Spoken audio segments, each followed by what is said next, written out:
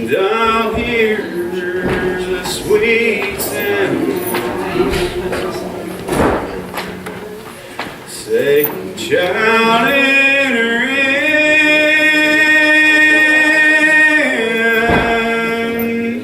You've won a crown,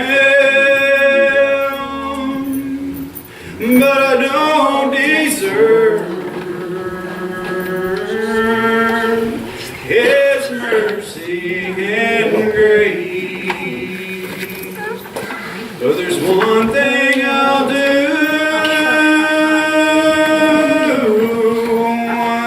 Oh, when I see His sweet face,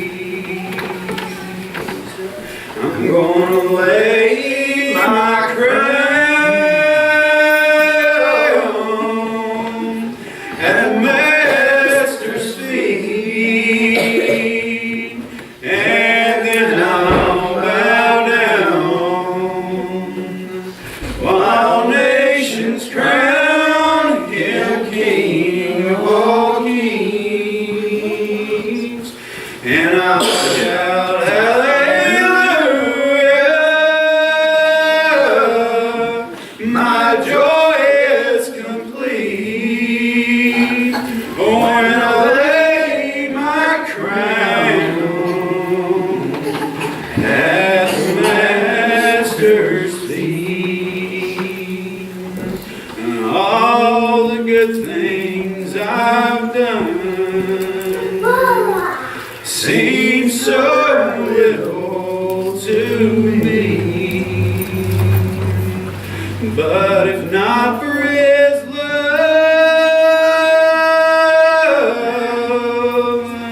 tell me where would I be?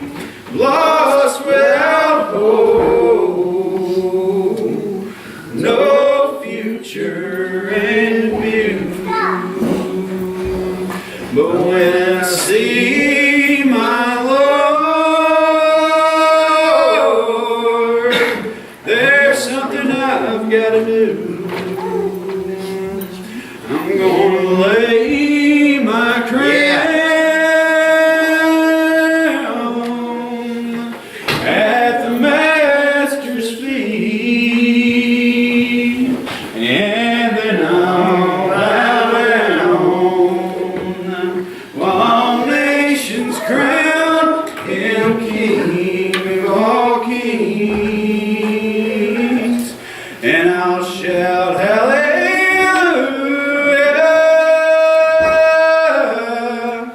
My joy is complete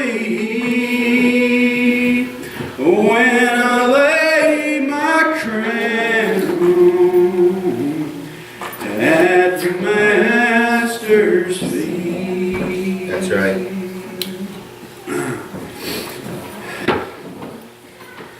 I desire your prayers here this morning. Just like Brother Mike said, that I'm not a preacher. And I'm going to be honest with anybody who's new or just coming here for the first time or hearing our way of doing things. I can't save you. I just can't. There's nothing any of us up here can say to save anybody. And that's just the way it is. That's right. See, my Lord, He loves His creation. He does. If He didn't love His creation this morning, He wouldn't have sent His Son. And if you don't believe that He sent His Son, or if you don't believe He's real, well, walk a mile in my shoes and I'll show you that God's real, because I've seen the work of God. I see the work of God here this morning, how it could take you, brother, just to stand up here in front of everybody. Not having a sermon prepared. I don't have anything prepared for you. I don't have a magic sermon that will save your soul, because that's not the way it is. Here this morning, I'm leaning on something a lot bigger than me. I'm leaning on somebody who can fill my mouth with the words, maybe just a few words to touch your heart here for just a minute at a time. That's all it takes this morning, is just a little bit of breath from God to save a lost and dying sinner in this world. You see, brethren, I've been in some bad ways before. We could have made any excuse yesterday. Larry could not be here. We spent all day in a class. And the time we got out of class, it was raining, storming out a little bit. We could have just went home. We didn't have to be here. But brother, there was a storm brewing a lot stronger than what I've seen outside. And that storm was right here. I'm going to leave here today. And it's going to be sunny in my soul. But as the week goes on, the rain's going to come. And the wind's going to pick up. And it's time again on a Sunday to come out here amongst my brothers and sisters and have my Lord speak unto that storm and say, hush, peace, be still. That's what it's about here this morning. You see, I went to Kentucky last weekend. I'm just a simple Kentucky boy, brother. When I found my God, I was 7 miles underground in a coal mine. Laying flat on my face, little atheist boy who didn't understand anything. But I started going to church with his little wife, and I would sit and I would listen. And every time that someone mentioned this man's name, Jesus, it cut a little atheist boy's heart. Cut it right in two.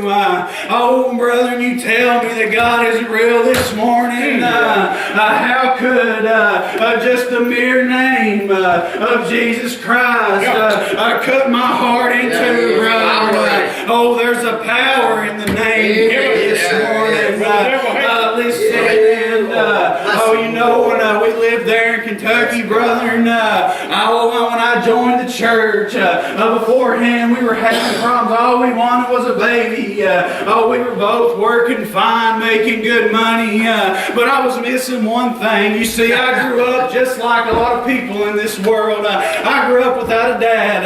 I grew up with a single parent, brother, and look what it does to a lot of people, how they just give up and they want to blame their problems on my childhood. My father wasn't there, brother. My father was there, and my father found me when nobody could. When my cell phone wouldn't even pick up. 7 miles underground. And brother, when I laid it all over, I went and I got baptized, and we found out that Rachel was pregnant just a few weeks later, and they tried to date it back on when she may have got pregnant, and they blamed it on her. They put it on a little Sunday, a Sunday when they dipped me down in that water.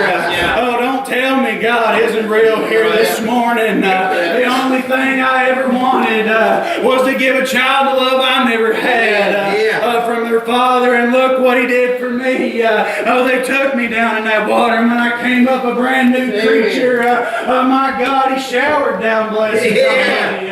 That's the way my Lord works here this morning. And I went and visited my grandfather here this past weekend, just like he was talking about. He mentioned dementia, and it touched me a little bit because my grandfather and his side of the family, the Alzheimer's is the problem. They get old up in age, and it just starts their mind slipping. And I sat and I talked to him. He's an old preaching man, and he uses these same songbooks we do up in Kentucky. And we would sit and talk, and the many things he's forgetting in this world. You see, I can remember visiting his mother, going and sitting with her, and her not being able to remember a thing. He would sit and look at his own mother right in her face and say, Mommy, do you know who I am? And she'd say, No, I have no idea, sir, who you are. And she had no idea who I was. But let me tell you, when you would sit and you'd say, Do you know a man named Jesus? She remembered that man. You can forget anything in this world, but God will not ever leave you. And we sat there, I sat there with my grandfather. He couldn't remember half of the stuff we used to talk about. But then we sat for 2 hours and we sung. I sung every song I know. And he kept singing. He would lose his breath, my brother, and he would find him a song. He'd sing a few words, and then that songbook would go away because he remembered every single word of those songs. They never left him. Everything else is leaving him here, but God is still there. That's how God is for His children today. If you don't know Him here this morning, it's not my fault. And if you leave here today and you haven't surrendered unto my God, I'm telling you, it's not my fault. I'm telling you everything I know up here. And I hope that these brothers get blessed to preach just a little breath of that great high spirit on everyone one of you, if you'll just take heed to it just for a moment of time, that my Lord, He'll touch your soul. And that's all it takes. That's right. Yeah. That's all it takes here this morning. I'm just a simple sinner man. Saved by grace. But you see, a little over 2,000 years ago, my Lord hung upon one of three crosses up on the mountain there. And on one side of Him there had a man mocking Him. You had people there mocking Him to scorn. And then you had one who begged out and cried out to Him. On the moments of His death, He was going to die. He was hanging there, crucifixion. It's designed to make your body, you will suffocate. As your body weakens, your lungs will collapse. That's what crucifixion does for you. And this man wasn't coming down, and he knew that. But he had heard about that man, Jesus, and he asked Him there for forgiveness on the cross. Maybe not even an hour from His death. I don't know how long it was. But there upon the cross, a thief looked over to my Lord and begged for mercy. And my Lord told him, on this day, you'll be with me in paradise. And there's no doubt in my mind that man was in paradise by the end of the day. What are you holding on to here this morning that's more important than my Lord? Every material thing I've got in this world, you can have it. Because I've got something now that makes everything else irrelevant. I've got something that money can't buy. But let me tell you, it's already been paid for by the blood of a man who left the throne of glory to come here and die for a pitiful sinner like myself. That's how good He is here this morning. Oh, brethren, would you die for somebody else's family? Would you die for somebody else's child and leave yours behind? I don't think I could do it, brethren, but I serve a Lord here this morning that loved each and every one of you so much that He shed His blood. And I've sinned. As far as I'm concerned, I'm the worst person that's ever walked in this building. I know me better than all of you. But let me tell you, there's a man who knew me better than I knew myself. And He shed a little bit of blood for me. That just a little drop of that blood could cover the multitude of my sins, brethren. And that is what it's all about here this morning. Thank you. You can continue to go throughout your life. You can list your problems. You can pray. And I'm telling you, that's one thing you should do. That's right. But see, my Lord here this morning, when I go to Him, I've learned that I don't ask Him. And I don't tell Him what to do. Just, Lord, remember. There's been many times, being a young Christian, that I would go to the Lord and I would pray, Lord, will you do this? Will you do that? Just like on our prayer list talking about Rachel. I married a woman who she has problems with her kidneys. One of them barely worked and will always get infections and things like that. It was pretty bad. And I remember it was getting real bad one time, and they had her over at the Baptist hospital on Wednesday. And it set up an infection that had leaked into her blood, and she was really sick. On my way home, I started praying, and I said, Lord God, won't you just for a moment let her reach out and touch the hem of your garment. That maybe they can go in here and they can find this, and maybe they can do a little surgery and make it better, that she don't have to go through this anymore. And then a few weeks later, brother, we came out to the church, we went up to Kentucky, and the brothers laid hands on her there. right before her doctor's appointment. Yep. And we went there, and she went to the doctor's appointment, came home, and she was a little confused looking. Worst case scenario going through my mind. And she said, you know, the doctor had took a look there, and he couldn't understand. He couldn't explain it, saying that her kidney was regenerating itself. He just couldn't understand it. And here I am on my knees saying, Lord, let him cut her open and fix it. And oh, my Lord said, no, you don't have to put a blade to her. I've got something more powerful than those hands of those surgeons. I've got more knowledge than the doctors that she's seeing. Didn't I save your soul underground and that deep coal mines? Didn't I give you your little baby? Haven't I watched over you? Are you sitting here today and breathing? You still have a chance here this morning. What are you waiting on? He stands knocking at the door, but he's not going to force us way in because he gave us some free will. And what us human beings do with our free will, I'll never understand. But he stands at the door waiting for you to open. And today is the day of salvation. Yes, it is. There could have been times that my Lord could have turned his back and I wouldn't maybe be sitting here with my wife. There could have been times when the Lord could have turned his back and little Olivia wouldn't be running up and down these aisles. He could have turned his back when Brother Larry had his cancer. But he didn't, and he's sitting here today. Has there been a time in your life when the Lord could have turned his back on you and you could have been gone and maybe never even knew him? Think about that for 1 second. You're not here by an accident. I don't believe in a chance anymore. There's a plan and there's a way, and my Lord has laid it out, brother. And it's right there in front of you, bought and paid for by the blood of His darling Son Jesus. I'll tell this and then I'll get out of the way. Brother Brandon kind of saved Chris some time. That's all right. Satisfy you. Yeah, I was reading. Reading a little story about a school. Not really sure where it was. It's back a long time ago. See, I can remember when I was still young. It was early 90s. I had a teacher, Miss Fleming. I'll never forget her name because she'd paddle anybody who was out of line. Nowadays, it's go to jail or something. I don't know. Remember we had one little boy, Jesse, who got spanked every day. And that paddle was big. I was scared of it. I was good. Never had it.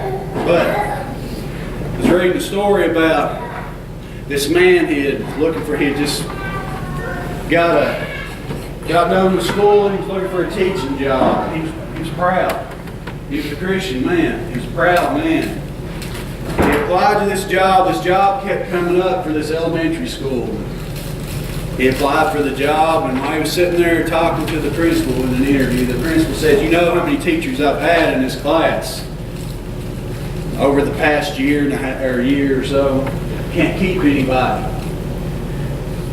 You know, and that man said he prayed a little bit about it right there and then. Just, you don't have to open your mouth to pray here this morning. You don't have to have a voice. You know, I've sat and I've watched a brother preach to his sister who is deaf. Sitting there preaching to us and using his hands to speak to her. God has already gave us everything we need. You don't have to hear it because you can see it. You can feel it. Seeing the work of the shepherd's house, I can see it right there.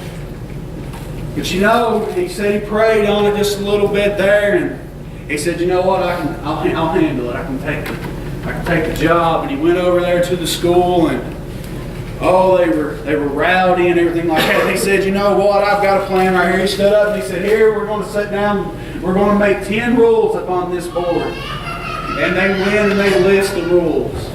They went one by one until they had 10 up there. No stealing. No bad language, so on and so forth. And, you know, when he got to the end, he looked out on the class and he said, well, what should be the punishment if you were to break these rules? And one kid said, give him 3 lashings, and I guess it wasn't exactly a paddle, but it was like a switch. And he said, all right. He's like, well, if I'm thinking in my mind, if they know I'm going to smack them 3 times, they won't do anything. And then the biggest boy in the room, his name was Tommy, he stood up and he said, but you got to do it without a shirt on. You got to take your coat off. The rest of the kids sat there, yeah. He said, all right, that's fine. You have to do it without your coat. And I'm going to hold you to it. Well, then a few days went on and you would have thought there was never nothing wrong with that class. They were good little kids, and one day they came in and Tommy, he was mad. He was the rowdy one, he was mad, and you know the teacher asked him there, he said, what's wrong, Tommy? And Tommy said, somebody stole my lunch. We need to find out now who it is because they're owed a lashing or 2. And you know, brother, that man, he was asking around, and one of the little girls said, I seen little Timothy take it over here. Timmy being the smallest boy in class, the poorest boy in that class, brother. And you know, he asked Timmy, he said, Timmy, did you take his lunch? And Timmy said, yeah, I was hungry. My mom, my dad died, and my mom, she's working on her own, and she forgot to give me my lunch this morning. We didn't have enough, and I took his this morning because I was hungry. I haven't eaten in so long. He said, well, Timmy, I'm sorry, but you know the punishment here. And he took the boy up in front of class, and Tommy, he was egging it on. He said, he's going to get what he deserves, brother. And you know, the boy stood there and he turned around and he said, no, Timmy, you know what you have to do. Take that coat off. And Timmy said, please, just don't make me take my coat off. And the teacher said, no, you have to take it off now. And when he took it off, he didn't have a shirt on underneath. He said, Timmy, where's your shirt? He said, my mom couldn't afford to wash my clothes yesterday, so I wore my brother's jacket just so nobody would know that I didn't have a clean shirt to wear. And that teacher, he said, well, you know your punishment. And before he could draw back, he looked out upon every child in that room, and tears were just flowing down their face, brother. Just flowing because they didn't. Have you ever spanked your child? If you were to spank me or hit me right now, I wouldn't like you for a while. But if my child does something wrong, I smack them. They'll run off crying for a bit, but then they come back and they'll hug me and they don't even remember because they're so innocent. But there comes a time in our life when that leaves us, brother. And you know, he stood up there and he said, well, you still got to take your punishment. By that time, Tommy, that big old boy in the back, he said no, and he took his coat off and he went and he wrapped his arms around little Timmy. He said, you go ahead and do what you got to do. And that teacher, he said, fine. And he reared back and he started to swing that thing there, and it broke in his hand. And that teacher said he just fell down right there and cried. Well, don't you know that over 2,000 years ago, every single person in this room was facing that lashing. But my Lord, he seen what we were getting ready to go through. And he left his throne of glory just to come here into this world and wrap his arms around you just for a moment. And he took that lashing that you don't have to, and he shed his blood so that your sins could be covered, and that when this life here ends, and it could end now, you may not make it home today, but when this life ends and Jesus is on your bond, that you can go on over to that glory land. And when I go, brother, nature keeps its course. My grandfather left before me. My grandmother left before him. And brother, I've got a sense of security in me because they let their light shine in this world, and that's all I'm trying to do. And living for the Lord, that when I close my eyes in death, I'll open them up in a glory land where they'll be standing there waiting on me, brother. And I'm not selfish one bit here in this world. I've got wealth right now that can't be told. And I'm looking to share it with anybody. And it's out there. I'm telling you about it now, but you got to reach out and grab it. That's right. I can't do it for you. He can't do it for you. We can't say a prayer right now that can do it for you. Nope. That's right. It's all up to you and your own free will. I love the That's right. Lord here this morning. Yeah. I love every one of you. Yeah. I'm going to give way and let Brother Brandon come here and You satisfied? preach for you for a little bit. Come on, Brandon.